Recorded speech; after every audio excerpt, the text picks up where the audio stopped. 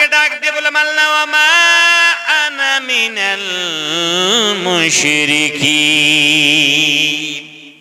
আল্লাহকে বলেছি আল্লাহ আমরা শিরিক করনেওয়ালা নই, এমন বিশ্বাস করি না আল্লাহ রাব্বুল আমিনের মধ্যে যে তাকত, যে শক্তি, যে পাওয়ার আছে, সেই পাওয়ারটা ভিন্ন কোনো জায়গায় আছে, ভিন্ন কোনো গাছে আছে, কোনো পাথরে আছে, কোনো সূর্যে আছে, কোনো মানুষের ভিতর আছে, এই কথা আমরা জীবনে বিশ্বাস করি না।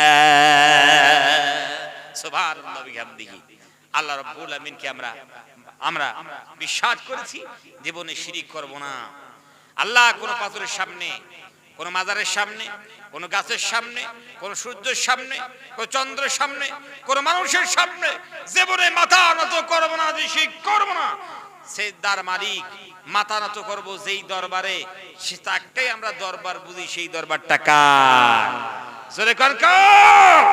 আল্লাহর দরবার। আল্লাহর দরবার ছাড়া আমরা পৃথিবীতে কোন দরবারে মাথা নত করব না, এই কথা আল্লাহকে বললাম। 8টা আয়াত আপনারা শুধু পড়ুন প্যারে হাজিরিন।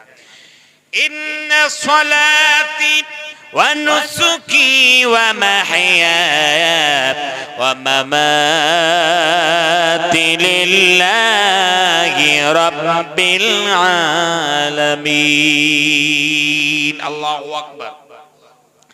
আল্লাহকে ডাক দিয়ে বললাম ইন্না সলাতি, নিশ্চয় আমার নামাজ, ওয়া নুসুকি আমার কুরবানি, ওয়া মাহইয়ায়া মেরি জিন্দেগি, আমার মরণ, আর সবকিছু লিল্লাহি রাব্বিল আলামিন, সবকিছু আল্লাহ সুবহানাহু ওয়া তাআলার জন্য। আমরা সবগুলো আল্লাহ সুবহানাহু ওয়া তাআলার দিকে আমরা সুফরুদ করলাম। প্যারে হাজিরিন, আপনাদেরকে বলি আমার যে এই নামাজ, আমাদের কুরবানি, সবকিছু আমরা আল্লাহ সুবহানাহু ওয়া তাআলার জন্য করি। নামাজ আমরা ভাঙ্গা সূরা পড়লেও পড়ে আমাদের ইরাদা থাকে যেন আল্লাহ খুশি হন, ঠিক কি না? এটাই তো ইরাদা থাকে, তাই না? মানুষ দেখানো নামাজ খুব এই সময় কম পড়বে, কে আর কাকে ভয় করে? মানুষের হাতে কোনো সময় নেই। মানুষকে খুশি করার জন্য 5 ওয়াক্ত নামাজ পড়বে, খুব কম পাওয়া যাবে, যেরকম, ঠিক কি না? যারা নামাজ পড়ে তারা চায় যেন আমার আল্লাহ সুবহানাহু ওয়া তাআলা খুশি হয়ে যান, ঠিক কি না? আল্লাহ রাজি হবেন নামাজে, আল্লাহ রাজি হবেন কুরবানিতে। প্যার হাজিন, তাহলে বিধান চলবে কার? কার বিধান দিয়ে নামাজ পড়তে হবে? আল্লাহ সুবহানাহু ওয়া তাআলা মানুষের মস্তিষ্ক রচিত বিধান দিয়া যদি নামাজ পড়ে কুরবানি করে, আল্লাহ কি রাজি হইবেন? আল্লাহ কি রাজি হবেন? আল্লাহর বিধান ছাড়লে কি রাজি হইবেন? আল্লাহ সুবহানাহু ওয়া তাআলা রাজি হবেন না। তাহলে আল্লাহকে যদি আমরা রাজি করতে চাই, তাহলে কি করতে হবে? আল্লাহর বিধান দিয়া, আল্লাহর কনস্টিটিউশন দিয়া, বিশ্বনবী জনাবে মুহাম্মদুর রাসূলুল্লাহ সাল্লাল্লাহু আলাইহি ওয়াসাল্লামের নূরানী তরিকা দিয়া সেই কাজগুলো সম্পাদন করলেই আর তাতে আল্লাহ সুবহানাহু ওয়া তাআলা খুশি হবেন। জোরে করে সুবহানাল্লাহ বিহামদিহি। মুয়াজ্জিন সাহেব যখন সকালবেলা মসজিদের মাইকে যখন আল্লাহ রাব্বুল আমিনের রিংটন বাজিয়ে দিলেন, হাইয়া আলাস সালাহ, এই দেখুন রিংটন বাজিয়ে দিলেন মুয়াজ্জিন সাহেব, হাইয়া আলাস সালাহ বলে। একজন আল্লাহর বান্দা সুন্দর করে যখন এই আজানের ধ্বনি রিংটন যখন শুনতে পেরেছে, ফজরের সময় আজান যখন শুনলো, সুন্দর করে ওঠার পর সুন্দর করে মাথায় পাগড়ি বাঁধছে, আর চোখের লেবাস পরেছে, আরাবিয়ান আতর ছিল, সাও মাখলো, মসজিদে চলে গেছে, পদব্রজে গিয়েছে, পায়ে হেঁটে হেঁটে মসজিদে গিয়েছে। মসজিদের দরজার সামনে যখন দাঁড়াইলো, ওই আল্লাহর বান্দা ডান পাটা আগে ঢুকাইয়া দিল। ডান পাটা দিয়ে ঢুকার পর ইতিকাফ নিয়ত করেছে, প্রথম কাতার দখল করলো। ভাইরা আমার, ইমাম সাহেব যেখানে নামাজ পড়ায় পিছনে সুন্দর করে পাক পবিত্র একখানা মুসাল্লা বিছাইয়া দিল। মনে মনে ভাবলো, হায় রে, প্রথম কাতারে নামাজ পড়লে পরে আমার আল্লাহ বেশি খুশি হয়ে যাবেন, ওই জন্য আল্লাহর বান্দা প্রথম কাতারে বসে গেছে, প্রথম কাতার দখল করলো। আল্লাহ রাব্বুল আমিন বেশি খুশি হবে। হাতে একখানা তাসবিহ নিল, তাসবিহ করছে, নামাজের অপেক্ষা করছে। এই ব্যক্তি সকাল বেলায় উঠে চেষ্টা করলো, মেহনত করলো, কোন সব যা আছে সব করেছে, কোনো জিনিস ছাড়ে নাই, শুধু উযু করে নাই। জোরে কর, কি করে নাই? উযু করে সব করেছে, 100% করেছে, কিন্তু সেই আল্লাহর বান্দা উযু করে নাই। সেদিন খুব ঠান্ডা হচ্ছিল, তো ওর কথা আজকে দিনে উযু বিনা উযুতেই নামাজ পড়ি।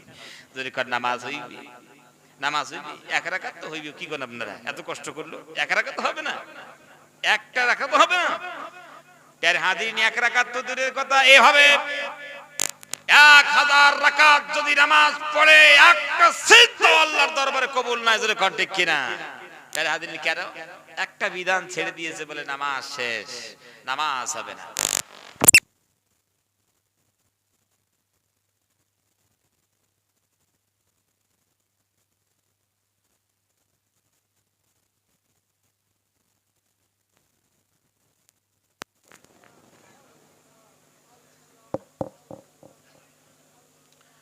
অন্যভাবে একজন মানুষ 50,000 টাকা দিয়ে একটা খাসি কিনেছে কুরবানি করবে বলে। কুরবানির দিন যখন চলে এলো মনে মনে ভাবলো আয় রে আজকে কুরবানির দিন চলে এসেছে, তো নামাজের পর ইমাম সাহেবের তো দেখা পাওয়া যাইবে না যে কোন দিকে কুরবানি শুরু করে। ওই জন্য নামাজের আগে কুরবানি করব, নামাজের পরে এসে কুরবানির গোশত দিয়ে নাস্তা করব, আল্লাহ রাব্বুল আলামিন বেশি সওয়াব দান করবেন। জোরে কোন এইভাবে কুরবানি করলে কুরবানি হইবে। নামাজের আগে কুরবানি, প্যারে হাজিরিন কেন অ্যাডভান্স কুরবানি করেছে, জোরে কোন ঠিক কিনা? তাহলে নামাজের আগে কুরবানি করলে কুরবানি হবে না।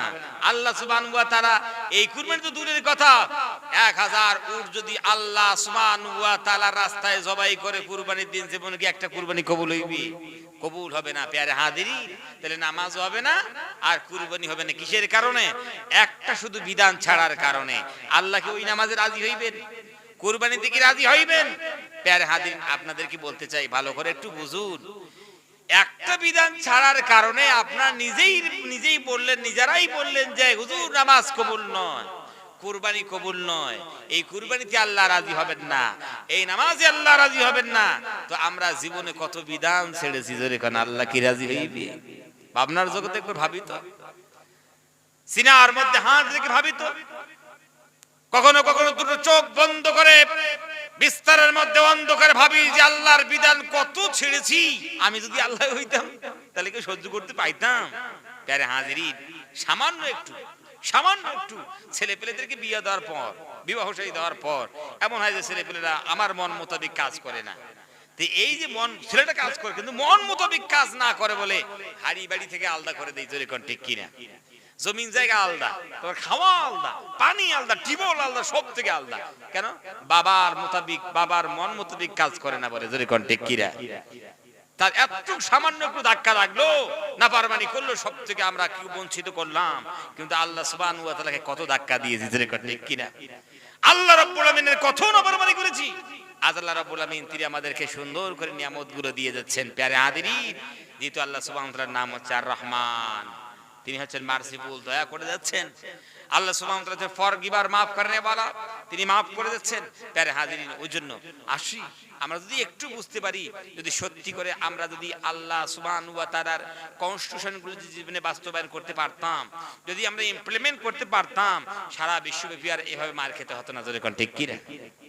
মার খেতে হতো না, আমাদের ইজ্জত থাকতো, আমাদের সম্মান থাকতো।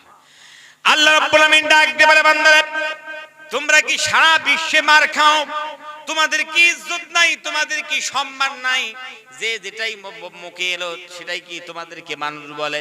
আল্লাহ বলে বান্দারে একটা ওয়াদা পুরো করে দাও, ওয়ালা তাগিনু ওয়ালা তাহজানু ওয়া আনতুমুল আ'লাউনা ইন কুনতুম মুমিনিন। আল্লাহু আকবার। আল্লাহ রাব্বুল আমিন ডাক দিয়ে বলে বান্দারে ওয়ালা তাহিনু, সাহস হারাও না বান্দারে, ওয়ালা তাহজানু, টেনশন করো না, সাহস হারাও না, আনতুমুল আ'লাউনা, তোমরা মাথা উঁচু করে জীবন যাপন করতে পারবে, ইজ্জতের সহিত জীবন যাপন করতে পারবে, সম্মানের সহিত জীবন যাপন করতে পারবে। বান্দারে বান্দারে একটা ওয়াদা পুরো করে দাও, ইন কুনতুম মুমিনিন। পৃথিবীর বান্দারা তোমরা শুধু মুমিন হয়ে যাও। কি হয়ে যাও জোরে কোন? একবার শুধু মুমিন হও, আমি আল্লাহ রাব্বুল আমিন ওয়াদা দিলাম সারা বিশ্বে তোমাদের ইজ্জত দান করব, ইজ্জতের সহিত তোমরা জীবন যাপন করতে পারবে। সুবহানাল্লাহ বিহামদি। তার হাজির যদি মুমিন হতে পারি, বাস শুধু আমাদের সবথেকে যেটা মানে দুর্বলতা আছে, হুজুর শুধু মুমিন হওয়াটা যায় না, সব করেন কিন্তু মুমিনের কথা বলে না, জোরে কর ঠিক কিনা? তাবলীগি মেহনত উদ্দেশ্য যেন মানুষ মুমিন হয়ে যায়। এই মাদ্রাসার মেহনত উদ্দেশ্য একটাই, যেন মানুষ কি হয়ে যায়, মুমিন হয়ে যায়। খানকাই মেহনত একটাই উদ্দেশ্য, যেন মানুষ মুমিন হয়ে যায়। পীর মুরিদের মেহনত একটাই উদ্দেশ্য, যেন মানুষ মুমিন হয়ে যায়। সবাই শুধু একটাই উদ্দেশ্য, মানুষ যেন পাক্কা ছাসা মুমিন হয়ে যায়, এটাই শুধু উদ্দেশ্য। এর বাদ দিয়ে কোনো উদ্দেশ্য নেই, যদি কোন ঠিক কিনা। আর ওটাই আমরা বাদ দিয়েছি। আল্লাহর ভয় তো কলিজার মধ্যে নাই। প্যারে হাজিরিন, মানুষ মুসলমান একটা মশার কামড়ের ভয়ে প্রতিনিয়ত মশারির তলে ঢোকে, ঢোকে কি ঢোকে না? ঢোকে না? কিসের কামড়ের ভয় জোরে কোন? সাপের, বাঘের, হাতির? না, কিসের? সামান্যটা মশা। ও একটা থাপড় মারলে কি আর অস্তিত্ব খুঁজে পাওয়া যাইবে? কিন্তু ওই একটা মশার কামড়ের ভয় মানুষ প্রতিদিন কোথায় ঢুকছে? মশারির তলে, ঠিক কিনা? কিন্তু ওই আল্লাহর বান্দা আমরা আল্লাহর ভয় মসজিদ ঢুকতে পারি না, ঠিক নেবে? ঠিক, আল্লাহর ভয় মসজিদ ঢুকতে পারি না। আর বলে হুজুর আমরা চারিদিকে শুধু মার খাই, আমাদের কোনো নুসরত নাই, অমুক নাই, তবি নাই। তুমি তো আল্লাহর ভয় রাখো না। যেই কলিজার মধ্যে আল্লাহর ভয় থাকবে না, যেই দুনিয়ার ভিতর আল্লাহর ভয় থাকবে না, সেই দুনিয়ার বুকে আল্লাহর নুসরত থাকবে না, যেরকম ঠিক কিনা? আল্লাহর নুসরত আসবে সেখানে যেখানে আল্লাহর ভয় থাকবে।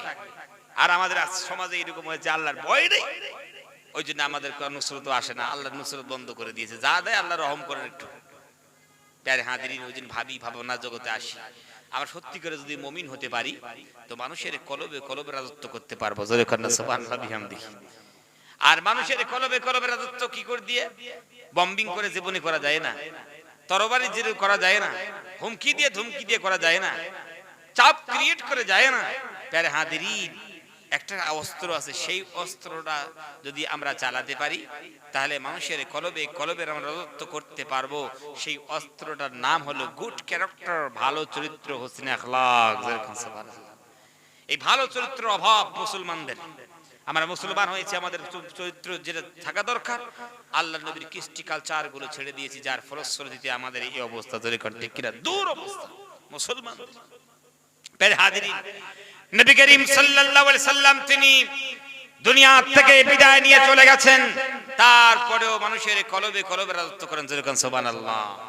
আজ একটা রিপোর্টে দেখেছি, গোটা বিশ্বের মধ্যে প্রায় 6 কোটি মানুষের নাম মুহাম্মদ। যেরকম সুবহানাল্লাহ।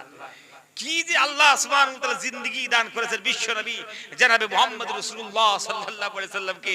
6 কোটি মানুষ শুধু আল্লাহর নবীর নামটা মহব্বত করিয়ে রেখেছে। যেরকম সুবহানাল্লাহ। তাহলে ভাবতে পেরেছে 6 কোটি আল্লাহর নবীর নাম। প্যারে হাজিরিন, পৃথিবীতে সবচাইতে শ্রদ্ধার সহিত যেটা নাম নেওয়া হয় সেই নামটার নাম হলো মুহাম্মদ। কি জোরে কোন? মুহাম্মদ।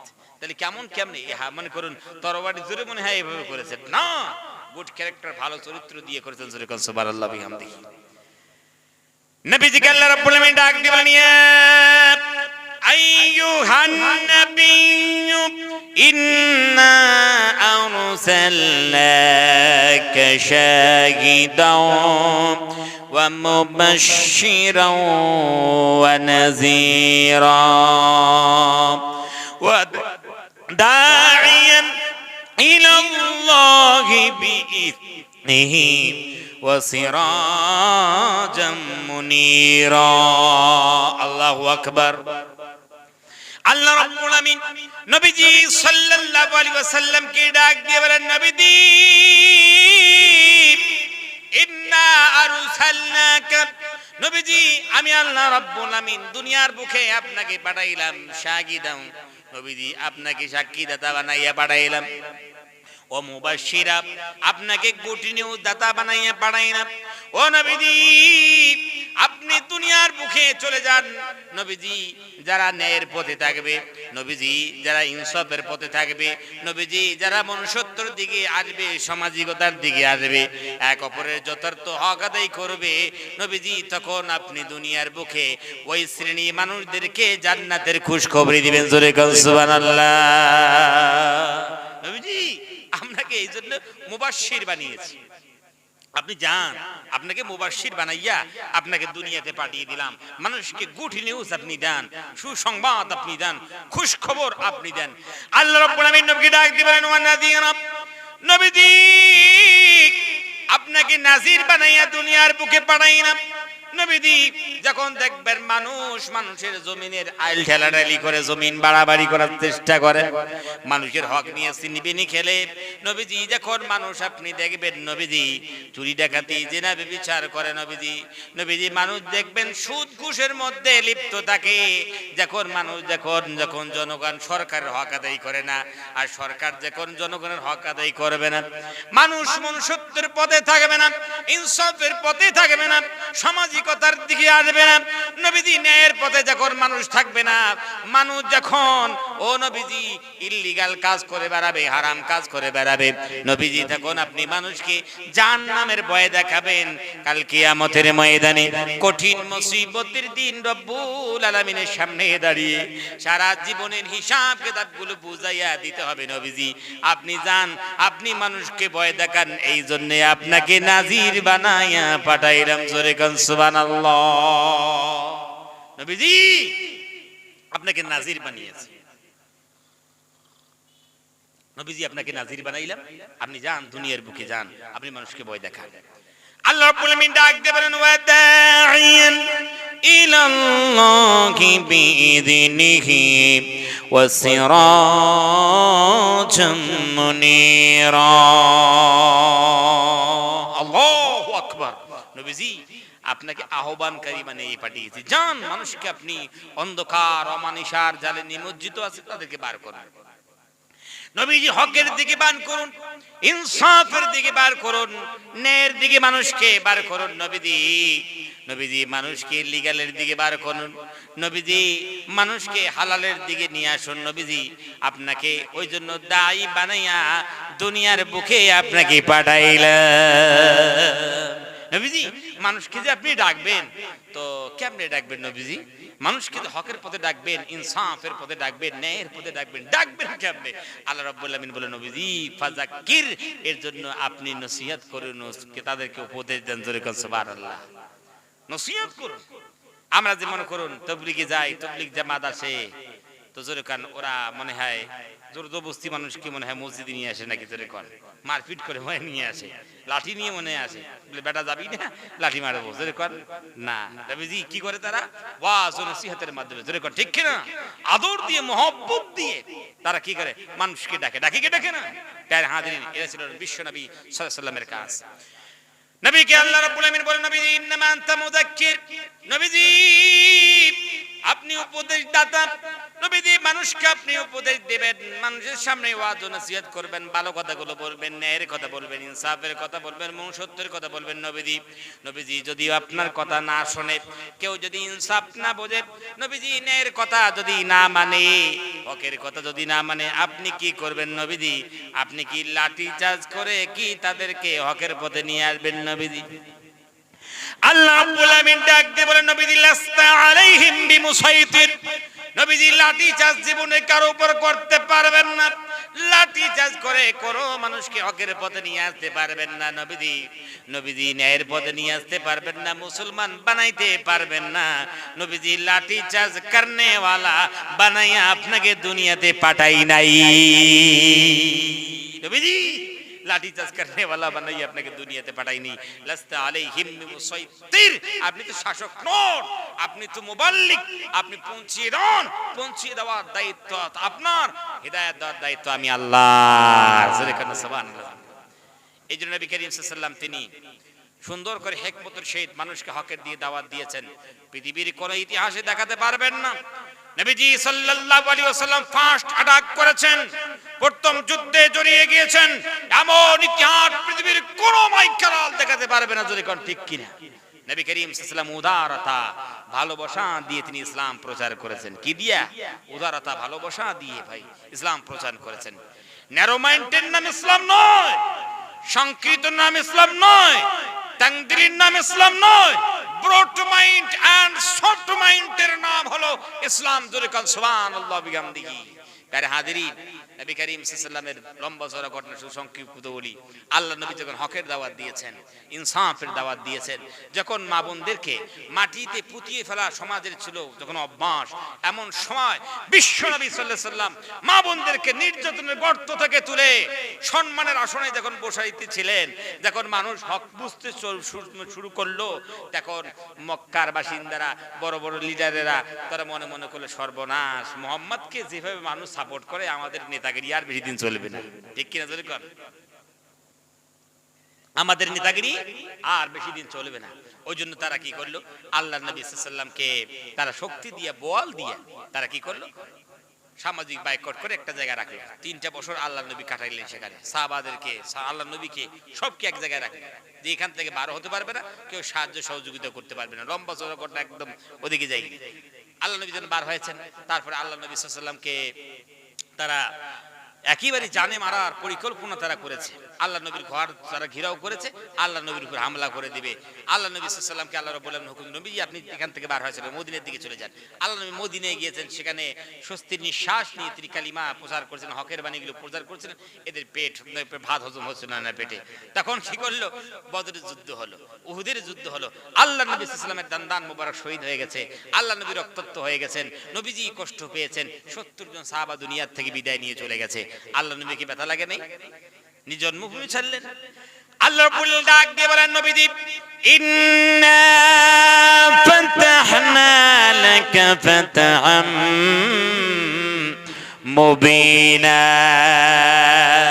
নবীজি যেই দিনের জন্য আপনি নিজের জন্মভূমি ছাড়লেন, আপনার দন্দান মোবারক শহীদ হয়ে গেছে, রক্তাক্ত হয়ে গেছেন, নবীজি কষ্ট পাইলেন, বেদনা পাইলেন, 70 জন সাহাবা দুনিয়া থেকে বিদায় নিয়ে চলে গেল। নবীজি, ও নবীজি, আমি রব্বুল আমিন সব কিছু দেখছি। নবীজি, আপনাকে আমি রব্বুল আমিন ওয়াদা দিলাম, যেই জন্মভূমি থেকে আপনি বার হয়ে চলে এসেছেন, আমি রব্বুল আমিন সেই জন্মভূমির রাজত্ব আপনার হাতে তুলে দেব। নবী করিম সাল্লাল্লাহু আলাইহি ওয়াসাল্লামকে আল্লাহ রাব্বুল আলামিন দিলেন, মক্কা বিজয় দান করলেন। বিজয় বিশে যখন সাহাবারা দাখিল হলেন মক্কায়, আল্লাহ নবীরও দাখিল হলেন, তখন সাহাবারা ওরা খুব কষ্ট পেয়েছে। আল্লাহ নবী তো কষ্ট পেয়েছেন, সাহাবারাও কষ্ট পেয়েছেন। প্যারে হাজিরিন, তাদের ভিতরে ক্ষোভ ছিল, গুসা ছিল, অভিমান ছিল। তারা বলল যে আজকে যেন ক্ষমতা পেয়েছি, বদলা তো ছাড়া যাবে না, বদলা নিতে হবে, প্রতিশোধ তো গ্রহণ করতে পারছে, আমরা ক্ষমতা পেয়েছি। তারা বলল আল ইয়ামুল মালহামা, আজকের দিন তো বদলা নেওয়ার দিন, আজকে তো যুদ্ধ করতে হবে, আজকে তো তাদের সঙ্গে লড়তে হবে। নবীজি সাল্লাল্লাহু আলাইহি ওয়াসাল্লাম যখন এই ডাক শুনেছেন, এই স্লোগান শুনেছেন, আল্লাহ নবী কি বললেন? নবীজি ডাক দিয়ে বলেন, সাহাবারা রে, তোমরা কি স্লোগান তৈরি করেছো আর তোমরা কি স্লোগান দাও? নবীজি ডাক দিয়ে স্লোগান তৈরি করলেন, আল ইয়ামুল মারহামা। এ আমার সাহাবারা, আজকে তো প্রতিশোধ গ্রহণ করার দিন না, আজকে তো বদলা নেবার দিন না, রক্ত খনন করার দিন না, লড়াই করার দিন না, ফাইট করার দিন না। নবীজি সাল্লাল্লাহু আলাইহি ওয়াসাল্লাম যেই মেসেজটা দিলেন, নবীজি সাল্লাল্লাহু আলাইহি ওয়াসাল্লাম তিনি বললেন, আজকের দিনটাই হলো ক্ষমা করার দিন, মাফ করার দিন, ক্ষমা করার দিন, প্রতিশোধ নেওয়ার দিন নয়। প্যারে হাজিরিন, বিশ্বের কোন রাষ্ট্রনায়ক এইরকম আল্লাহর নবীর মতো আচরণ জীবনে করতে পারবে? সারা পৃথিবীর ধ্বংস হয়ে যাবে, কিয়ামত চলে আসবে, এইরকম নজির কেউ কায়েম করতে পারবে না যেমন বিশ্ব নবী জনাবি মুহাম্মদ রাসূলুল্লাহ সাল্লাল্লাহু আলাইহি ওয়াসাল্লাম ইতিহাস কায়েম করে গিয়েছেন। জোরে কোন ঠিক কি না? আল্লাহ রাব্বুল আমিন ওই জন্য নবী সাল্লাল্লাহু আলাইহি ওয়াসাল্লামকে ডাক দিয়ে বলেন, নবীজি ওয়া মা আরসালনাকা ইল্লা রাহমাতাল লিল আলামিন। আল্লাহু আকবার। নবীকে ডাক দেন, নবীজি দুনিয়ার জন্য আপনাকে রহমত বানাইয়া পাঠাই নাই, নবীজি আপনাকে রহমত বানাইয়া পাঠাইলাম দুনিয়ার বুকে। নবীজি আপনাকে রহমত বানাইয়া বোঝ বানাইয়া পাঠাই নাই। নবীজি আপনি মানুষের জন্য রহমত, নবীজি আপনি তো গাছপালার জন্য রহমত, নবীজি আপনি তো পশু পাখির জন্য রহমত। আল্লাহ রাব্বুল আমিন বিশ্ব নবী সাল্লাল্লাহু আলাইহি ওয়াসাল্লামকে এই রহমত হওয়ার সার্টিফিকেট তিনি দান করেছেন। প্যারে হাজিরিন, নবীজি সাল্লাল্লাহু আলাইহি ওয়াসাল্লামের হাদিস সাক্ষী, নবীজি সাল্লাল্লাহু আলাইহি ওয়াসাল্লাম তিনি বলেন, দুনিয়ার বুকে যদি কোনো মানুষ বিনা কারণে যদি একটা গাছের পাতা ছিঁড়ে ফেলে, কাল কিয়ামতের দিন, কঠিন মুসিবতের দিন, আল্লাহ রাব্বুল আলামিনের সামনে গাছের পাতা ছিঁড়ার জবাবদিহি করতে হবে। সুবহানাল্লাহ। একটা গাছের পাতা ছিঁড়লে আল্লাহ সুবহানাহু ওয়া তাআলার দরবারে হিসাব দিতে হবে। মানুষের উপর তো জুলুম অত্যাচার করা দূরের কথা, মানুষের রক্তক্ষরণ করা দূরের কথা, মানুষের উপর নির্যাতন করা দূরের কথা, মানুষের হক নিয়ে সিনিবিনি খেলা দূরের কথা, একটা গাছের পাতা যদি কেউ ছিঁড়ে ফেলে, কাল কিয়ামতের ময়দানে যত বড় পিশাব হোক তাকে জবাবদিহি করতে হবে। এর নাম ইসলাম। ঠিক কিনা জোরে খান? এর নাম ইসলাম। আর ইসলামকে বুঝি না। আল্লাহু আকবার। নবী করিম সাল্লাল্লাহু আলাইহি ওয়াসাল্লাম, ওই জন্য আসুন ভাই আল্লাহর নবী সাল্লাল্লাহু আলাইহি ওয়াসাল্লামের আদর্শে আদর্শবান হয়ে যায়, আল্লাহর নবীর চরিত্রে চরিত্রবান হয়ে যায়। প্যারে হাজিরিন, সফলতা আসবে, কামিয়াবি আসবে। নবী করিম সাল্লাল্লাহু আলাইহি ওয়াসাল্লামের আদর্শে আদর্শবান যদি হতে পারি, প্যারে হাজিরিন, জীবনে কি আল্লাহর নবীকে আমরা দেখতে পেরেছি? আমরা জীবনে দেখিনি। কমস কম আপনারা সবাই মিলে নিয়ত করুন, আল্লাহ জীবনে কমস কম আল্লাহর নবীর রওজার সামনে দাঁড়িয়ে সালাম কালাম করার তৌফিক দান করো। জোরে কর না আল্লাহ আমিন। ও নবীর রওজা শরীফ ও দেখে মন ভরে না, নবীর রওজা শরীফ ও দেখে মন ভরে না, দিদার দাও গো শাহে মদিনা, দিদার দাও গো শাহে মদিনা। ও নবীর রওজা শরীফ ও দেখে মন ভরে না, নবীর রওজা শরীফ ও দেখে মন ভরে না, দিদার দাও গো শাহে মদিনা, দিদার দাও গো শাহে মদিনা। পৃথিবীর যত জায়গা যত গেছি, কম বেশি দুঃখ সেটাই পেয়েছি, পৃথিবীর যত জায়গা যত গেছি, কম বেশি দুঃখ সেটাই পেয়েছি, নবীর রওজায় গেলে কোনো দুঃখ থাকে না, নবীর রওজায় গেলে কোনো দুঃখ থাকে না, দিদার দাও গো শাহে মদিনা, দিদার দাও গো শাহে মদিনা।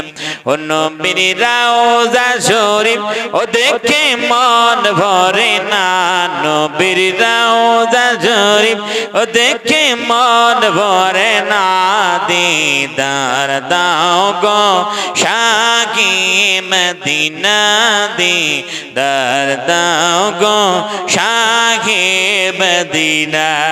মারহাবা। প্যারে হাজিরিন, ওই জন্য আসুন বিশ্বনবী জনাবি মুহাম্মদুর রাসূলুল্লাহ সাল্লাল্লাহু আলাইহি সাল্লামের চরিত্রবান হয়ে যেতে হবে। প্যারে হাজিরিন, আল্লাহ রাব্বুল আমিন নবীজি সাল্লাল্লাহু আলাইহি সাল্লামকে চরিত্রের সার্টিফিকেট তিনি দান করেছেন আরশের মালিক হইয়া। নবীজি পৃথিবীর কোন স্কুল থেকে আপনাকে সার্টিফিকেট নেওয়ার দরকার নাই, নবীজি পৃথিবীর কোন কলেজ থেকে আপনাকে ক্যারেক্টারের সার্টিফিকেট নেওয়ার দরকার নাই।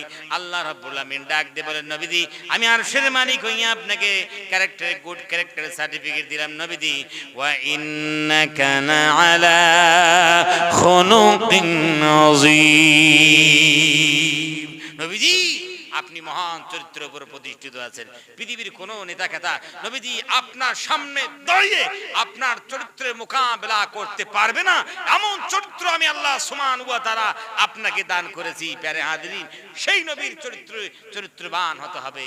প্যারে হাজিরিন, আল্লাহর নবী তিনি স্বামী হিসেবে উত্তম চরিত্রের উপর প্রতিষ্ঠিত ছিলেন, তিনি পিতা হিসেবে উত্তম চরিত্রের পিতা ছিলেন, এমনকি রাষ্ট্রনায়ক হিসেবে নবী করিম সাল্লাল্লাহু আলাইহি সাল্লাম তিনি উত্তম চরিত্রের রাষ্ট্রনায়ক ছিলেন। জোরে করেন না সুবহানাল্লাহ বিহামদিহি। রাষ্ট্রনায়ক হিসেবে আল্লাহ নবী উত্তম চরিত্রের রাষ্ট্রনায়ক ছিলেন। প্যারে হাজিরিন, আপনাদেরকে বলতে চাই আল্লাহ সুবহানাহু ওয়া তাআলার পরে সবচাইতে আমাদের চরিত্র সম্পর্কে কে জানে? জোরে কোন কে জানে?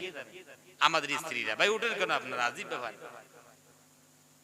উঠেন কেন আপনারা? আল্লাহ নবী সাল্লাল্লাহু আলাইহি সাল্লাম তিনি কত চরিত্রের উপর কত বড় চরিত্রবান ছিলেন। একজন সাহাবী তিনি হযরতে আয়েশা সিদ্দিকা রাদিয়াল্লাহু তাআলা আনহার কাছে জিজ্ঞেস করতে গিয়েছেন যে আল্লাহর নবী সাল্লাল্লাহু আলাইহি ওয়াসাল্লাম তিনি কেমন চরিত্রের মানুষ ছিলেন, এই কথাটা জিজ্ঞেস। আমাদের যা ব্যবহার, আমাদের স্ত্রীদের কাছে যে কেউ জিজ্ঞেস করতে আসে যে সলিমুদ্দিন আব্বার চরিত্র কেমন, সর্বনাশ, মা বোনরা বলবে ওর মানুষের কাতারে পড়ে, ও যা আমার মতো মেয়ে বলেই তো এতদিন ঘর সংসার করলো, অন্য কোথার মেয়ে থাকলে কতদিন এই ঘর থেকে চলে যেত, যেরকম ঠিক কিনা। আসলে আমরা স্বামী হিসাবে উত্তম চরিত্রের ব্যবহারগুলো আমরা করতে পারি না স্ত্রীর কাছে, যার ফলশ্রুতিতে মা বোনরা এমন কমেন্ট করতে বাধ্য হন। তার হাজিরিন, আপনাদের কি বলতে চাই, হযরতে আয়েশা সিদ্দিকা রাদিয়াল্লাহু তাআলা আনহার কাছে একজন সাহাবী তিনি এসেছেন। ভাই আপনারা উঠেন কেন, আজীব ব্যাপার, এইরকম মাহফিল জীবনে কোনো দেখিনি। কালকেও মাহফিল করেছি আপনাদের কোথায় গোড়াইমারিতে, আর কি যারা বসেছিল আর দুইটা বললো আপনারা কোরআন তাফসীর করে শোনাচ্ছি, আপনার আজীব ব্যাপার তো। আপনারা উঠেন কেন এক এক উঠতে উঠতে, মানে এত কাজের ব্যস্ততা আপনাদের। হ্যাঁ, আজীব ব্যাপার। আমরা কত কষ্ট করে আসি, একটা দিন আপনারা গৌহাটি যাওয়া আসা করলে তারপরের দিনে শুয়ে থাকতে হবে, বলে সর্বনাশ, এত দূর রাস্তা। আর আমরা এখান থেকে 150-300 কিলোমিটার গৌহাটি, বেশি বেশি হবে। আর আমরা স্বপ্নে 1000 কিলোমিটার পাড়ি দিয়ে চলে আসি, কত কষ্ট করে। আর আপনারা সময় একটু দিচ্ছেন না, তাহলে বুঝতে পারছেন তো প্যারে হাজিরিন। আর উঠে যান কেন, আমি তো কোরআনের কথাগুলো আপনাদেরকে সুন্দর করে কোরআনের কথাগুলো বলতে যাচ্ছি। হ্যাঁ, আজীব ব্যাপার। প্যারে হাজিরিন, আপনাদেরকে বলতে চাই, বাস একটা হাদিস শুনে আমি আখেরি মোনাজাতের দিকে চলে যাব। তো নবী করিম সাল্লাল্লাহু আলাইহি ওয়াসাল্লামের ব্যবহার কেমন, আল্লাহ নবীর চরিত্র কেমন, এই সম্পর্কে একজন সাহাবী জিজ্ঞেস করার জন্য হযরতে আয়েশা সিদ্দিকা রাদিয়াল্লাহু তাআলা আনহার কাছে এসেছে। ভাই আপনারা কেউ উঠে করবেন না, আপনারা আজীব ব্যাপার।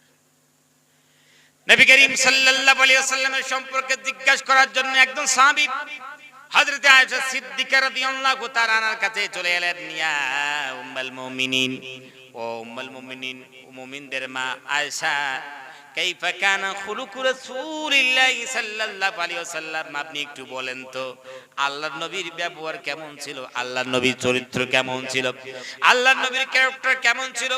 আল্লাহর নবীর চরিত্র সম্পর্কে ঘরের বাইরে তো আমাদের জানা আছে, ঘরের ভিতরে তো আমার জানা নাই।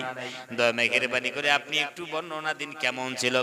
হযরত আয়েশা সিদ্দিকা রাদিয়াল্লাহু তাআলা ডাক দিয়ে বলে, সাহাবীরে, আমার কাছে তুমি আল্লাহর নবীর চরিত্র সম্পর্কে জিজ্ঞেস করতে এসেছো, আল্লাহর নবীর ক্যারেক্টার সম্পর্কে জিজ্ঞাসা করতে এসেছো। আমি আগে জিজ্ঞেস করি, সাহাবীরে, আলাস্তান্তা কারাউন কোরআন, তুমি কি কোরআন পড়ো না, তুমি কি কোরআন স্টাডি করো না, তুমি কি কোরআন তরজমা করো না?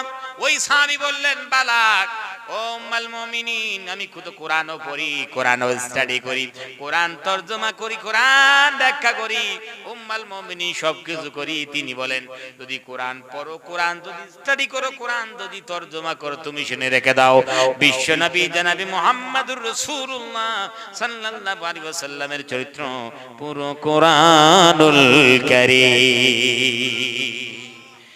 কোরআনে এক কথা আছে, আর আল্লাহর নবী সাল্লাল্লাহু আলাইহি ওয়াসাল্লামের চরিত্র তার ভিন্ন এমন নয়, কোরআনের বিপরীত নয়। কোরআনে যেমন পাও তেমন আল্লাহর নবী সাল্লাল্লাহু আলাইহি ওয়াসাল্লামের চরিত্র, ঘরের ভিতরে এক আর বাইরে এক, এমনটা আল্লাহর নবীর চরিত্র ছিল না। জোরে কান্না সুবহানাল্লাহ। নবী করিম সাল্লাল্লাহু আলাইহি ওয়াসাল্লাম স্বামী হিসেবে উত্তম চরিত্রের স্বামী ছিলেন। হযরতে আয়েশা সিদ্দিকা রাদিয়াল্লাহু তাআলা আনহা তিনি বলেন, আমাদের ঘরে তেমন কোনো আসবাবপত্র কিছুই ছিল না, আমাদের ঘরে তেমন খাট পালং তো কিছুই নাই, কিন্তু আল্লাহর নবী এত সুন্দর মানুষ, বরকতের মানুষ, উত্তম চরিত্রের স্বামী, যার ফলশ্রুতি গোটা ঘরটা যেন জান্নাতি মহব্বত দিয়ে ভরে গিয়েছিল। জোরে কান সুবহানাল্লাহ। জান্নাতি মহব্বত দিয়ে ভরে গেছে, ঘরে খাট পালং নয় কিন্তু জান্নাতি মহব্বত দিয়ে ভরে গেছে। আজ আমাদের বাড়িতে খাট পালং আসবাবপত্র অভাব নাই, একটা শুধু শান্তি নেই। ঠিক কি জোরে খান, কি নাই? শান্তি নাই, শান্তি নাই, শুধু শান্তি নাই। আল্লাহ সুবহানাহু ওয়া তাআলা, আল্লাহ সুবহানাহু ওয়া তাআলা আমরা ইবাদত করতে চাই না, আল্লাহ রাব্বুল আলামিন শান্তিগুলো ছিনিয়ে নিয়েছে। জোরে কর ঠিক কি রে ভাইরা? আমার ওই জন্য যত আমরা স্বামী আছি, স্ত্রীর যথার্থ হকগুলো আদায় করে দিতে হবে, যথার্থ অধিকারগুলো পৌঁছাইয়া দিতে হবে। কিন্তু স্বামী স্ত্রীর হক আদায় করতে চায় না, স্ত্রী স্বামীর করতে চায় না, শুধু এক অপরের তারা অভিযোগ করতো ছাড়ে না। জোরে কোন ঠিক কিনা? আজ দুনিয়াতে কেউ কার হক আদায় করতে চায় না, অধিকার দিতে চায় না, শুধু কি করবে শিকায়াত আর শিকায়াত, আপত্তি আর আপত্তি, জোরে কর ঠিক কি? এর ফলশ্রুতিতে আপনি চায়ের দোকান থেকে নিয়ে পার্লামেন্ট পর্যন্ত অশান্তি আর অশান্তি, ঠিক না বেঠিক জোরে কর? অশান্তি আর অশান্তি কেন? এক অপরের হক আদায় করতে চায় না, সবাই শুধু কি করে নিজের হকটা নিতে চায়, আপত্তি আপত্তি করে। প্যারে হাজিরিন, জীবনে কোনোদিন শান্তি আসতে পারে না। ভাইরানে আমার, মহব্বতে দেবে স্ত্রীরা আমাদের জন্য টাকা পয়সা, আমাদের জন্য টাকা পয়সা খরচ করে, নিজের মাতৃভূমি ছেড়ে দিয়েছে, মাকে ছেড়ে দিয়েছে, বাবাকে ছেড়ে দিয়েছে, ভাই বোনকে ছেড়ে দিয়েছে, সব মহব্বত গুলো জলাঞ্জলি দিয়া আমাদের ঘরে চলে এসেছে। মহব্বত করা দরকার আছে কি নাই? হযরত আয়েশা সিদ্দিকা রাদিয়াল্লাহু তাআলা তিনি ডাক দিয়ে বলেন, বিশ্ব নবী জনাবে মুহাম্মদুর রাসূলুল্লাহ সাল্লাল্লাহু আলাইহি ওয়াসাল্লাম তিনি এত বেশি আমাকে মহব্বত করতেন, যখন খাইতে বসতেন আল্লাহর নবী বিশ্ব নবী জনাবে মুহাম্মদুর রাসূলুল্লাহ সাল্লাল্লাহু আলাইহি ওয়াসাল্লাম প্লেট হইতো একটা, মানুষ হইতাম দুইটা, জোরে কোন সুবহানাল্লাহ। এক প্লেটে আমরা দুইজনে খাইতাম। আমি যখন কোন গোশতের টুকরা, কোন হাড্ডি যখন চিবাইয়া আবার সেটাকে রাখতাম, নবীজি এত বেশি মহব্বত করতেন, আবার হাই হাড্ডিটা তুলে তিনি আমার মহব্বতে চিবাইতেন, জোরে কোন সুবহানাল্লাহ। আল্লাহর নবী সাল্লাল্লাহু আলাইহি ওয়াসাল্লাম এত বেশি মহব্বত করতেন, আমি যখন গ্লাসে পানি পান করার পর গ্লাসটা যখন রেখে দিতাম, নবীজি তিনি গ্লাসটা তোলার পর তিনি দেখতেন আমি কোন জায়গায় মুখ লাগিয়ে পানি পান করেছি। নবীজি সাল্লাল্লাহু আলাইহি ওয়াসাল্লাম তিনি সেই জায়গায় মুখ লাগিয়ে পানি পান করেছেন, বলে সুবহানাল্লাহ। এতে মহব্বত তৈরি হয়। স্বামী স্ত্রীর মধ্যে মহব্বত তৈরি হলে পরে বাড়িতে বরকত দিবেন কে? শান্তি দিবেন কে? আল্লাহ সুবহানাহু ওয়া তাআলা। প্যারে হাজিরিন, আল্লাহ সুবহানাহু ওয়া তাআলা বরকত নাজিল করবেন, শান্তি নাজিল করবেন। এক প্লেটে খাইলে ইকরাম হয়, কি হয়? এক ইকরাম হয়। একটা ডিম মেজে দুইজনে খান, কোনো অসুবিধা নেই, যেরকম ঠিক কি না? আর দুই প্লেটে খাইলে সর্বনাশ। প্যারে হাজিরিন, এক প্লেটে খাইলে ইকরাম হবে। কখনো স্ত্রী আপনাকে দিচ্ছে, আপনি স্ত্রীকে দিচ্ছেন, এতে ইকরাম হবে, মহব্বত বাড়বে, যেরকম ঠিক কি না? আর দুই প্লেটে খাইলে কি হবে? মহব্বত কমে যাবে। তো ওই জন্য মাঝে মাঝে এই সুন্নতগুলো আদায় করা দরকার আছে কি নেই? মনে করুন এখন মনে করুন নতুন মানে বৌমা এসেছে, ব্যাটার বিবাহ হয়েছে, তো ওই ব্যাটা আর বৌমায় সকালে উঠে এক প্লেটে খেয়েছে। যদি কোনো ক্রমে যদি শাশুড়ি মারা দেখে যে আমার ব্যাটায় আর বৌমায় এক প্লেটে ভাত খাচ্ছে, সর্বনাশ, মাথা করে জমিনে পড়ে যাবে, যেরকম ঠিক কিনা? বলে এই কি সর্বনাশ, একদিনে আমার ব্যাটাকে দখল করে ফেলেছে। পুরো গ্রাম, পুরো মহল্লা সরকার করে দিবি যে বাবারে এত সুন্দর ছেলেটার লজ্জা সরব কিছু নাই, বৌমাই আর ব্যাটাই এক প্লেটে খাচ্ছি, কোনো লজ্জা নাই, যেরকম ঠিক কিনা? ও মা, কেন বোঝেন না আপনারা? এক প্লেটে খাওয়া এটা পৃথিবীর কোনো মানুষের সুন্নত না হলে পারে বিশ্ব নবী জনাবে মুহাম্মদ রাসূলুল্লাহ সাল্লাল্লাহু আলাইহি সাল্লামের সুন্নত, যেরকম ঠিক কিনা? এতে মহব্বত বাড়বে, স্বামী স্ত্রী মহব্বত বাড়বে, সংসারের মধ্যে চ্যান থাকবে, সুকুন থাকবে, ভালোবাসা থাকবে, মহব্বত থাকবে। মহব্বত দিয়ে সংসার ভরে যাবে, পরিবার ভরে যাবে, কোনো কুচকাচাল থাকবে না, যেরকম ঠিক কিনা? প্যারে হাজির, তো মাঝে মাঝে এইরকম সুন্নত আদায় করার দরকার আছে কি নাই? আছে কি নাই? অবশ্যই এই সুন্নত গুলোকে মাঝে মাঝে আদায় করতে হবে। সংসারে যদি চ্যান সুকুন ভালোবাসা আপনারা রাখতে চান, কিন্তু করুন, ভালো কথা, কিন্তু যারা বিড়ি খান তারা এই সুন্নত আদায় করতে যান না আগে, মা বোনরা ফেসাতে পড়ে, যেরকম ঠিক কিনা? যারা বিড়ি খায় তারা দেখেন, বিড়ি খাইলে দেখেন ওই বালিশটা দিয়ে কিন্তু বিড়ি গন্ধ বার হয়, ঠিক কিনা? হ্যাঁ, বাস্তব কথা, এটাই বাস্তবতা, হ্যাঁ না? আজ এখন যদি মনে করেন যারা বিড়ি খাই তারা যদি এক প্লেটে খাই, তাহলে আবার গ্লাস দিয়ে বিড়ি গন্ধ বার হবে কি হবে না? গোস্ত দিয়ে বিড়ি গন্ধ হবে কি হবে না? মা বোনরা করে সর্বনাশ, কোথা থেকে হুজুর এনেছে, কোন সুন্নত কোথায় শিখিয়ে দিয়ে গেল, আমি আবার ফেসাতে পড়লাম। এমনি তো রাত্রে ঘুমাইতে পারি না, এখন শান্তি মতো দুই মুঠো খেতেও পারি না, ঠিক কিনা? তো ওই জন্য আপনারা এই পচা মাখা খাদ্যগুলো সারেন। আপনারা কি করে যে অভ্যাস করেছেন আল্লাহ জানে। বলে হুজুর, আপনারা হুজুর মানুষ তো, আপনারা বোঝেন না, আসলে বিড়ি খেলে না পেট পরিষ্কার হয়, কি কয় আপনারা, ঠিক কিনা? অনেক মানুষ এমন আছে আমাদেরকে বুঝে আয়, হুজুর আপনারা হুজুর মানুষ বুঝবেন না, পেট পরিষ্কার করার জন্য বিড়ি খাইতে হয়। প্যারে হাজরিন, তো সত্যিকারে যদি বিড়ি খাওয়ার পর যদি পেট পরিষ্কার হইতো, তাহলে যতগুলো মানে মানুষের পেট গন্ডগোল ডাক্তারখানা যাইতো, ডাক্তার বলতো যে একটা সকালে 1 প্যাকেট বিড়ি খাবি, আর দুপুরে আর 1 প্যাকেট, রাত্রে 2 প্যাকেট খেয়ে ঘুমিবি, একবারে পেট পরিষ্কার আসবে। ঠিক কি না? প্যারে হাজরিন, আপনারা যারা খান তাদেরকে দয়া মেহেরবানি করে বলছি আস্তে আস্তে এগুলো ছাড়েন। ওই টাকা দিয়ে অন্য কোনো জিনিস খান, ভালো জিনিস খান, আলহামদুলিল্লাহ ভালো, কিন্তু বিড়ি সিগারেট আপনারা একদম ছেড়ে দেন।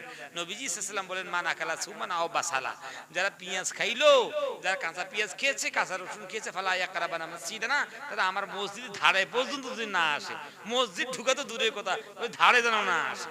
কেন? এই কাঁচা পেঁয়াজ আর রসুন খাইলে মুখ দিয়ে গন্ধ বার হয়। প্যারে হাজরিন, তাহলে এই কাঁচা পেঁয়াজের গন্ধ আর কাঁচা রসুনের গন্ধ কি বিড়ি খাইলে তার চেয়ে 1000 গুণ গন্ধ বেশি। ধরে কোন ঠিক কিনা? ঠিক না? ওই জন্য ভাই এইগুলো আপনারা খাবেন না। এর মধ্যে আমার একটা বৈশিষ্ট্য আছে, এই বৈশিষ্ট্যটা কিন্তু অন্য খাদ্যের মধ্যে নাই। সেটা হলো এই বিড়ি কিন্তু পায়খানার ভিতরে খাওয়া যায়, বাইরেও খাওয়া যায়। ঠিক না? ভিতরে খাওয়া যায়। পৃথিবীর কোন খাদ্যকে দেখাতে পারবেন পায়খানার ভিতরে খাওয়া যায়, বাইরে খাওয়া যায়? জীবনে আপনারা দেখাতে পারবেন না। প্যারে হাদিন, ওই জন্য আপনাদেরকে বলতে চাই, এগুলো পচা মার্কা খাদ্য আস্তে আস্তে কিন্তু আপনাদের ছাড়তে হবে। যারা নেশা করেছেন আস্তে আস্তে সারুন। হিকমতের সহিত আপনাদেরকে বলছি যে আল্লাহওয়ালা আপনারা হয়ে যান। পাক পবিত্র আল্লাহ সুবহানাহু ওয়া তাআলা মুখ তৈরি করেছেন, এটাকে পাক পবিত্র রাখতে হবে। সৎ কথা বলুন। প্যারে হাদিন, তো যাই হোক, বিশ্ব নবী সাল্লাল্লাহু আলাইহি ওয়াসাল্লামের সুন্নাহ যদি আমরা ইমপ্লিমেন্ট করতে পারি, সংসারে শান্তি দিবেন কে? সুখ দিবেন কে? আমরা কি সংসারে শান্তি চাই না? অবশ্যই আমরা চাই, সুখ চাই, চ্যান চাই। প্যারে হাজরিন, তো জন্য আসুন আল্লাহর নবী সাল্লাল্লাহু আলাইহি ওয়াসাল্লামের সুন্নতের দিকে আপনারা আসুন, আল্লাহর নবীর নীতির দিকে আসুন। আমরা নিজেও সেগুলো পালন করি, ছেলে পেলেকে দ্বারা পালন করাবো না? প্যারে হাজরিন, আপনাদেরকে সুন্দর একটা মক্তব আছে। আল্লাহর কসম করে বলি, আপনাদেরকে একটা কথা বলি, এই মাদ্রাসাগুলো, মক্তবগুলো মানুষ বানার কারখানা। কি জোরে কন? কি বানা? মানুষ বানার কারখানা। কি বানার কারখানা? মানুষ বানার কারখানা। আপনারা কি করে বুঝবেন? আপনাদেরকে একটা কথা বলি,